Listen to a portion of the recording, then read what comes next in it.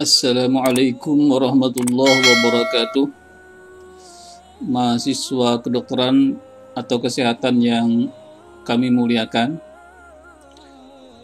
Dalam kesempatan ini kita akan bersama-sama membahas materi yang cukup penting yang sering kita temukan dalam praktek profesi kita sehari-hari, yaitu kontrasepsi atau KB dalam perspektif Islam.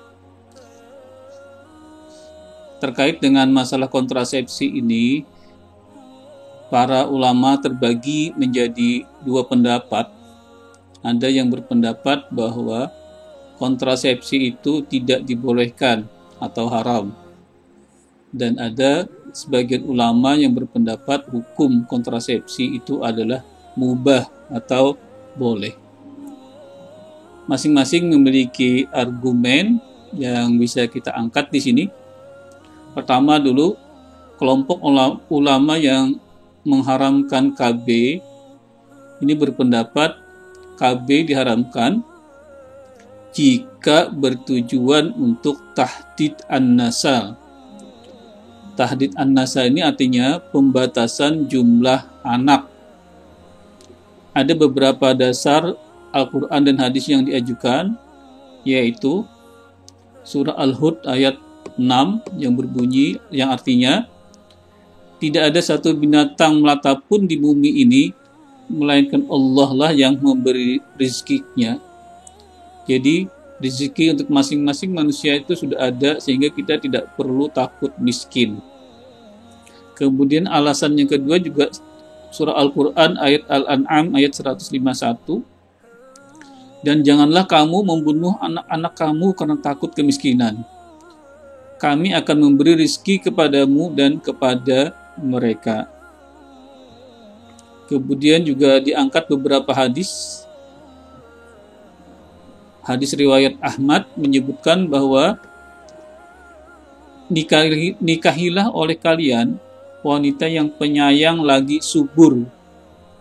Karena sesungguhnya aku, kata Nabi Muhammad, akan membanggakan banyaknya kalian di hadapan para nabi pada hari kiamat. Jadi justru di sini adalah tujuan dari pernikahan itu untuk menghasilkan keturunan yang banyak. Hadis yang lain, kawinilah wanita yang mempunyai sifat kasih sayang dan banyak anak. Karena sesungguhnya aku berbangga dengan banyaknya kamu dengan umat-umat yang lain.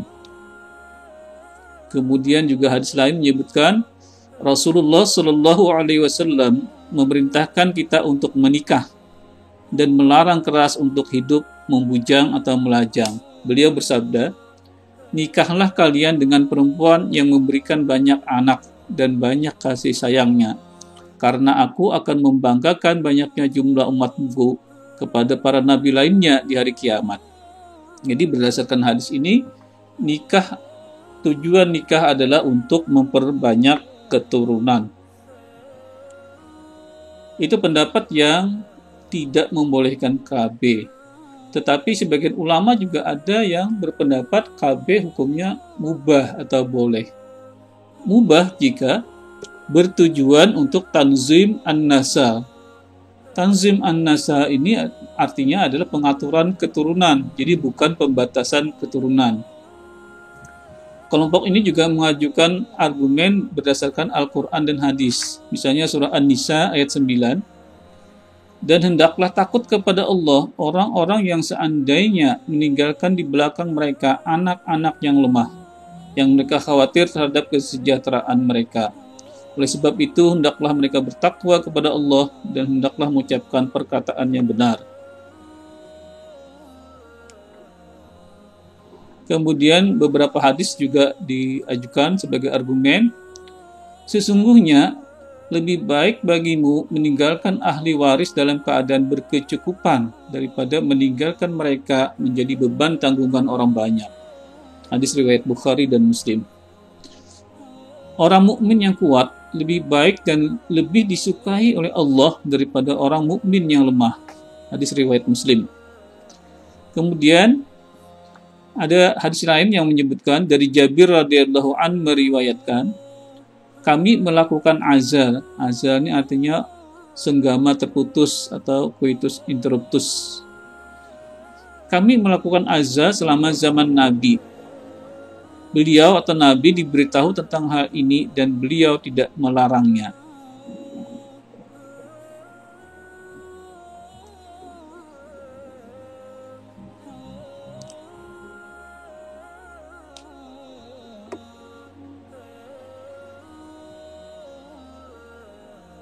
Menurut penulis lebih condong kepada pendapat yang membolehkan KB dengan dasar dasar yang diajukan oleh kelompok yang tidak membolehkan KB ini menurut kita pribadi tergolong lemah.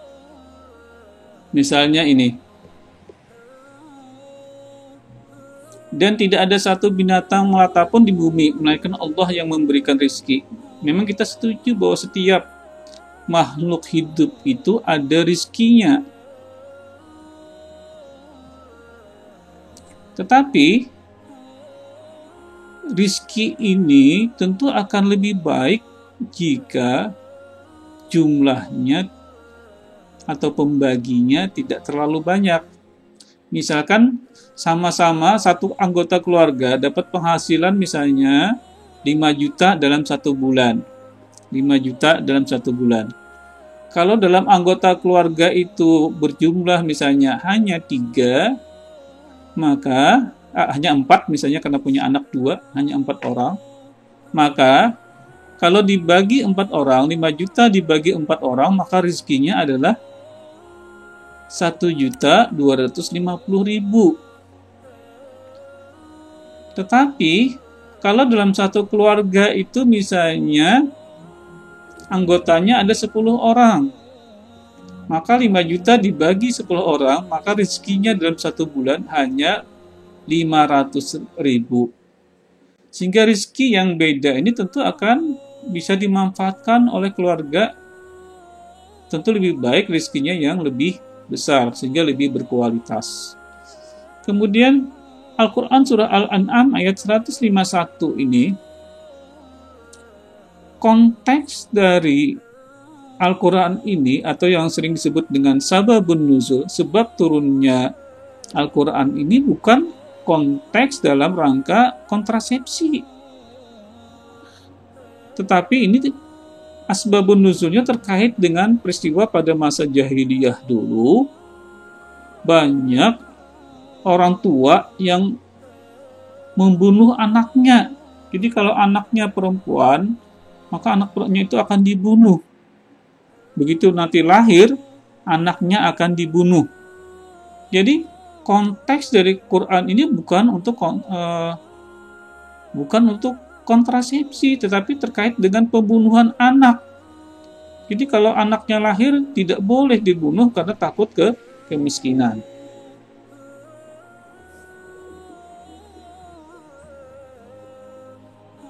Kemudian ini terkait dengan ini juga tentu sangat kontekstual dengan situasi dan kondisi. Asbabul wurud yang atau situasi yang terkait dengan keadaan pada saat hadis tersebut adalah pada zaman dahulu umat Islam masih sedikit, sehingga memang dianjurkan oleh Nabi pada saat itu untuk memperbanyak keturunan.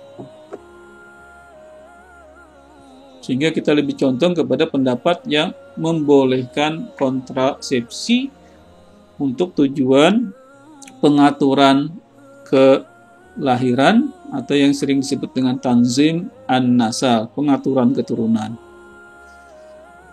Kemudian kita juga sering dalam profesi kesehatan nanti memberikan pelayanan KB dalam bentuk IUD, ya, intrauterine device, alat yang dimasukkan ke dalam rahim atau sering disebut dengan AKDR, alat kontrasepsi dalam rahim.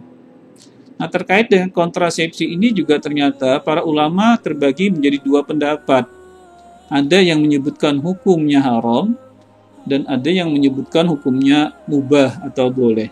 Ini juga berdasarkan argumen-argumen dalil Al-Quran dan hadis.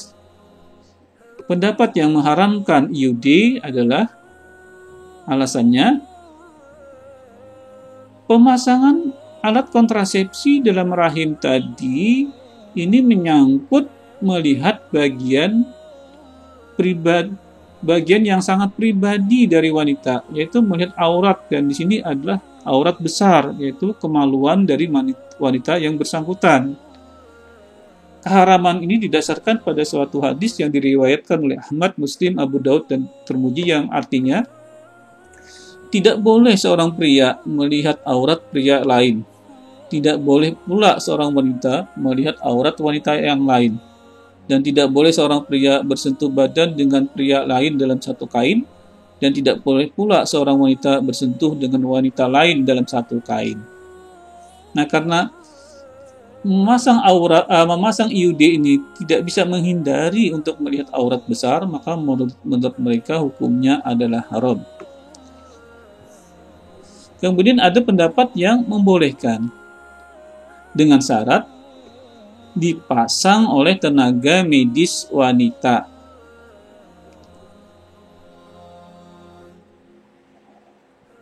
Kemudian jika terpaksa tidak bisa dipasang oleh tenaga medis wanita, maka dapat dilakukan oleh tenaga medis pria dengan didampingi oleh suami.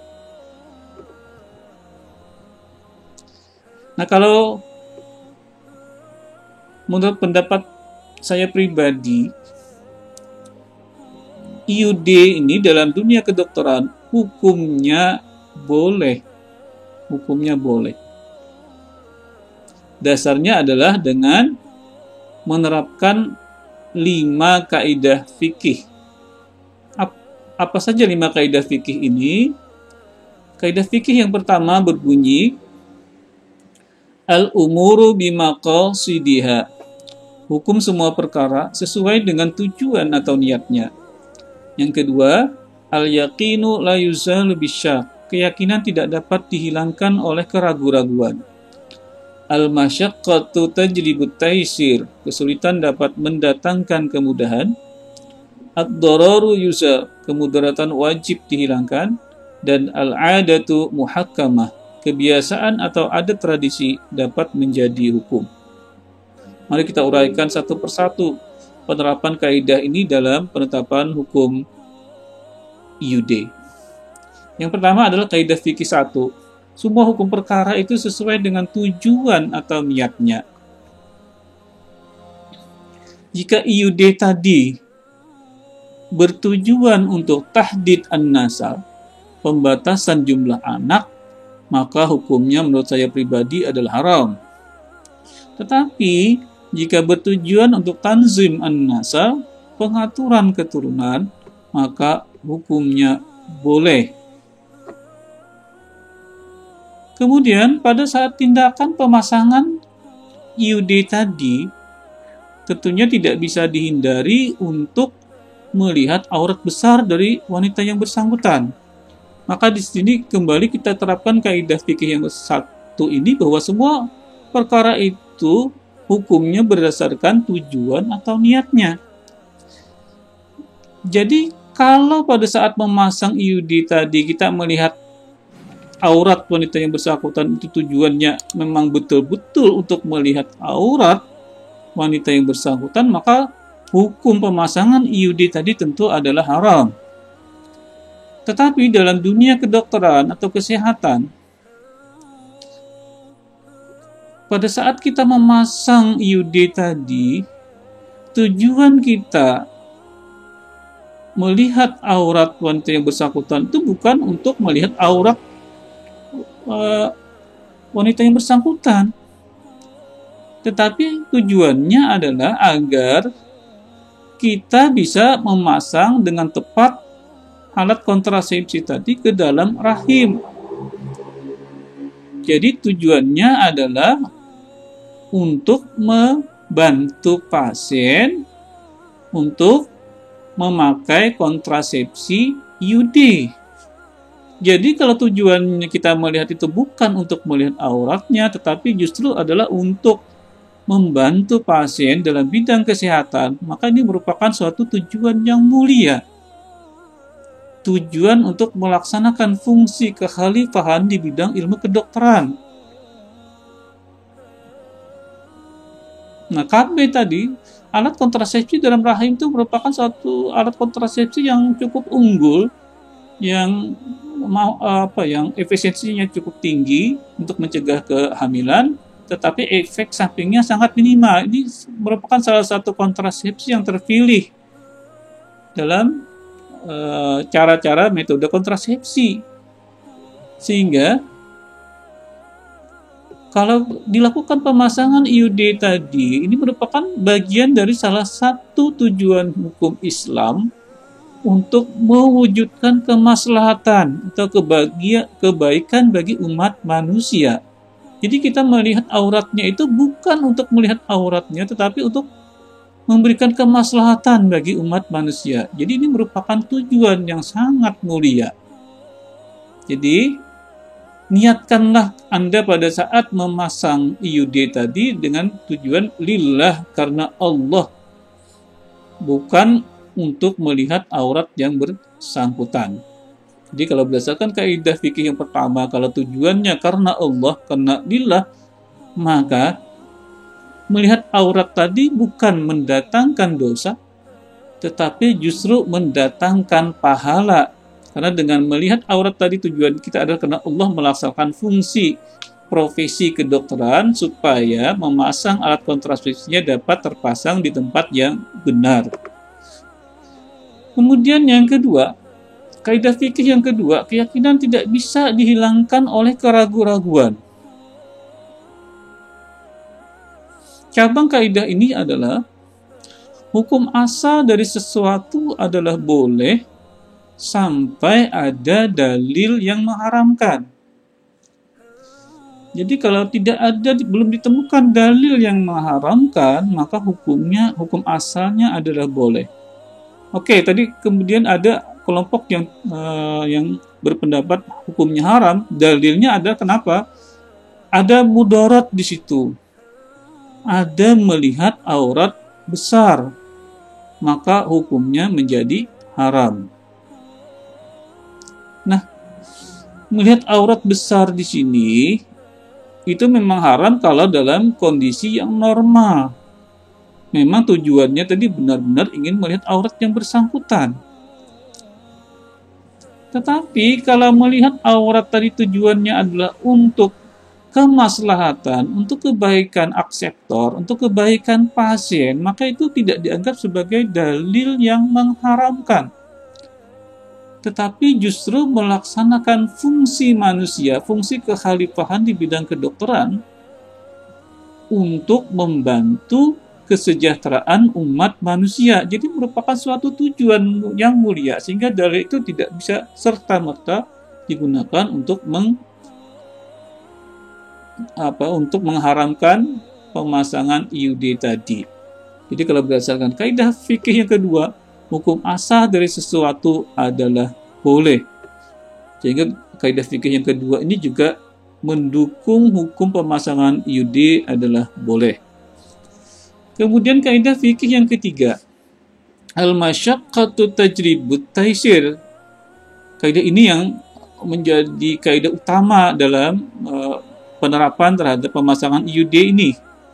Kesulitan bisa mendatangkan kemudahan. Cabang dari kaidah ini adalah keadaan darurat membolehkan seseorang melakukan larangan. Hajat berkedudukan sama dengan darurat.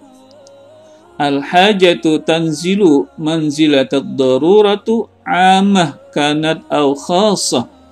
Kebutuhan penting atau hajat berkedudukan sama dengan darurat, baik yang bersifat umum maupun yang bersifat khusus. Jadi dalam pemasangan IUD dalam dunia kedokteran, melihat aurat akseptor atau melihat aurat pasien yang bersangkutan merupakan hajat.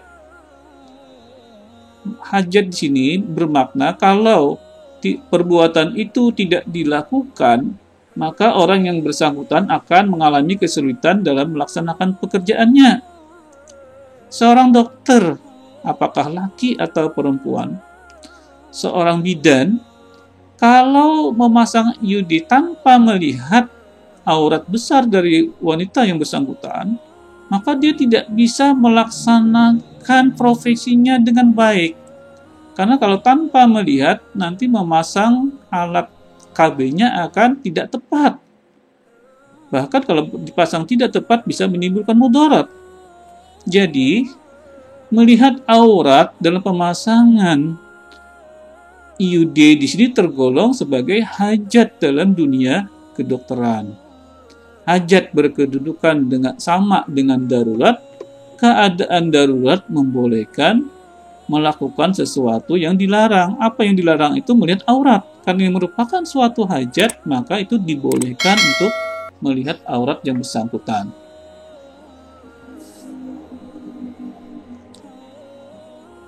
Ad-daruratu tubihul mahzurat. Keadaan darurat membolehkan melakukan sesuatu yang dilarang. Sekali lagi, alat kontrasepsi dalam rahim tergolong sebagai hajat dalam dunia kedokteran. Jadi IUD-nya sendiri merupakan metode yang cukup efektif yang dianjurkan dalam dunia kedokteran. Kemudian pemasangannya sendiri, dalam pemasangan IUD, inspeksi atau melihat aurat wanita juga tergolong sebagai hajat dalam dunia kedokteran. Sehingga melihat aurat kemudian menjadi diperbolehkan. Kemudian kaidah fikih yang keempat juga bisa diterapkan pada pemasangan IUD ini. Bunyinya adalah ad-dararu yuza, kemudaratan wajib dihilangkan. Cabang kaidah ini antara lain, kemudaratan yang lebih besar dihilangkan dengan kemudaratan yang lebih kecil. Nah, kalau kita terapkan ini, melihat aurat besar wanita termasuk kemudaratan karena melanggar syariat Allah. Tergolong sebagai suatu kemudaratan. Tetapi di sisi lain, memasang alat KB ini, alat spiral ini tanpa melihat, tanpa inspeksi juga menimbulkan kemudaratan. Kemudaratannya apa? Jika tanpa melihat, nanti pemasangannya menjadi bisa salah. Tidak lagi dimasukkan ke dalam tempat yang benar karena tanpa melihat. Lebih besar mana mudaratnya? Antara melihat aurat wanita besar dengan kesalahan memasang IUD karena tidak melakukan inspeksi, tidak melihat aurat besar. Maka kalau menurut kita pribadi, memasang IUD tanpa inspeksi ini menimbulkan kemudaratan yang lebih besar dibandingkan dengan melihat aurat wanita yang bersangkutan. Kenapa? Karena dalam pemasangan IUD ini kita kemudaratan yang melihat aurat yang besar ini bisa kita minimalisir misalnya dengan ada orang ketiga, orang lain, misalnya suaminya ada di samping. Jadi kita tidak berduaan antara tenaga kesehatan dengan pasien, tidak, tetapi harus ada pendamping orang ketiga yang lain untuk mengurangi kemudaratan. Nah, dalam hal yang seperti ini maka kita mengambil mudarat yang lebih kecil untuk mencegah mudarat yang lebih besar. Kita melihat aurat wanita yang bersangkutan dalam pemasangan IUD untuk mencegah kemudaratan yang lebih besar, yaitu pemasangan alat yang salah pada pasien yang bersangkutan. Sehingga berdasarkan kaidah fikih yang keempat juga hukum pemasangan IUD pada akseptor adalah mubah. Kemudian kaidah fikih yang kelima, kebiasaan atau tradisi dapat menjadi hukum. Dalam dunia kedokteran, seorang dokter ataupun seorang bidan, pemeriksaan berupa inspeksi, melihat, palpasi, meraba, perkusi mengetuk dan auskultasi mendengar itu merupakan suatu hal yang rutin atau tradisi dalam dunia kedokteran. Dalam melakukan pemeriksaan kepada pasien, melakukan pengobatan kepada pasien, 4 hal ini akan selalu dilakukan dan wajib dilakukan dalam dunia kedokteran. Karena itu merupakan standar profesi yang memang harus dilaksanakan. Sehingga karena melihat, meraba, mengetuk, dan mendengar itu merupakan suatu tradisi dalam dunia kedokteran, maka ini bisa menjadi hukum. Kemudian kita juga membahas metode yang lain dari kontrasepsi ini yang disebut dengan kontrasepsi mantap dalam perspektif hukum Islam. Dulu disebut dengan kontrasepsi permanen. Dengan kemajuan teknologi, ilmu pengetahuan dan teknologi, ternyata kontrasepsi yang dulu dianggap permanen sekarang tidak lagi permanen. Sehingga istilahnya berubah menjadi kontrasepsi mantap dalam perspektif hukum Islam. Nah, ini sempat juga menimbulkan pro dan kontra pada saat itu, dan lebih banyak kontra pada awalnya karena miskomunikasi antara dunia kedokteran dengan para ulama, ya. Pada permulaan, kontrasepsi mantap ini dianggap haram. Kontrasepsi mantap ini, dulu disebut dengan kontrasepsi permanen. Ini ada 2, yaitu pemotongan vas deferens yang disebut dengan vasektomi pada laki-laki, dan pemotongan tuba uterina yang disebut dengan tubektomi pada perempuan. Dulu dianggap sebagai kontrasepsi mantap, kontrasepsi permanen, sehingga sebagian besar ulama pada saat itu pada awalnya menganggap vasektomi dan tubektomi ini hukumnya adalah haram dengan alasan cara itu menimbulkan kemandulan yang permanen karena namanya saja sudah kontrasepsi yang permanen. Kemudian cara itu mereka anggap menimbulkan pengebirian.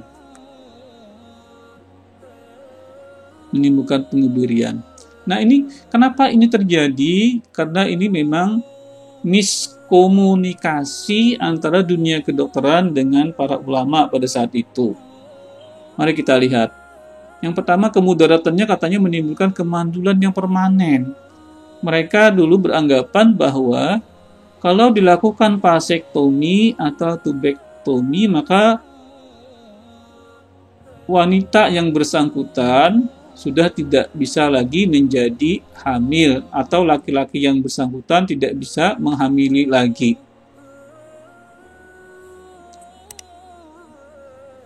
Ini tentunya tidak benar. Kenapa? Vasektomi dan tubektomi itu bukan kontrasepsi yang permanen. Kenapa?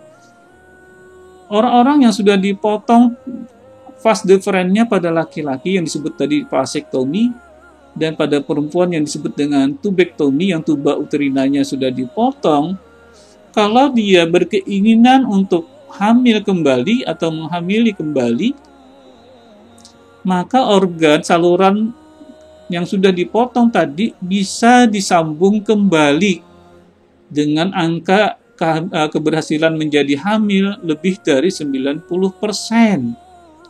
Artinya, vasektomi dan tubektomi itu tidak menimbulkan kemandulan yang permanen, sehingga alasan ini sudah tidak bisa dibenarkan. Kemudian alasan yang kedua, bahwa vasektomi dan tubektomi itu bisa menimbulkan pengebirian, ini juga keliru. Maksud pengebirian di sini adalah kalau laki-laki misalnya tadi dipotong vas deferensnya, dilakukan vasektomi, maka bentuk fisik dari laki-laki itu akan berubah menjadi seperti seorang perempuan. Ini yang disebut dengan pengebirian. Kalau dilakukan pada wanita, dilakukan tubektomi, maka bentuk fisik perempuan yang bersangkutan akan menjadi seperti laki-laki. Nah, tentu ini juga karena miskomunikasi. Pada orang yang dilakukan vasektomi dan tubektomi, ini tidak terjadi perubahan fisik. Karena pada laki-laki yang bersangkutan testisnya masih ada. Testis ini menghasilkan hormon testosteron yang membentuk fisik seperti laki-laki. Pada wanita yang dilakukan tubektomi masih ada ovarium. Ovarium ini menghasilkan hormon estrogen progesteron, sehingga dia meskipun tuba uterinanya dipotong tapi masih ada ovarium, maka fisik perempuan tadi masih bentuk fisik perempuan, tidak terjadi perubahan. Jadi di dalam dunia kedokteran, vasektomi dan tubektomi itu menimbulkan pengebirian merupakan pendapat yang salah besar, ya, karena ketidakpahaman terhadap mekanisme vasektomi dan tubektomi. Sehingga dengan demikian alasan keharaman karena menimbulkan kemandulan yang permanen dan menimbulkan pengebirian ini sudah tidak bisa diterima. Sehingga sekarang kontrasepsi mantap ini yang terdiri atas vasektomi dan tubektomi sudah hukumnya boleh atau mubah. Karena memang kedua alasan ini ternyata tidak terjadi pada orang yang dilakukan vasektomi dan tubektomi. Demikian yang bisa saya sampaikan pada pertemuan kali ini. Mudah-mudahan bisa bermanfaat bagi adik-adik yang nanti menjalankan profesi dalam bidang kedokteran ataupun kesehatan. Salah hilap mohon maaf. Assalamualaikum warahmatullahi wabarakatuh.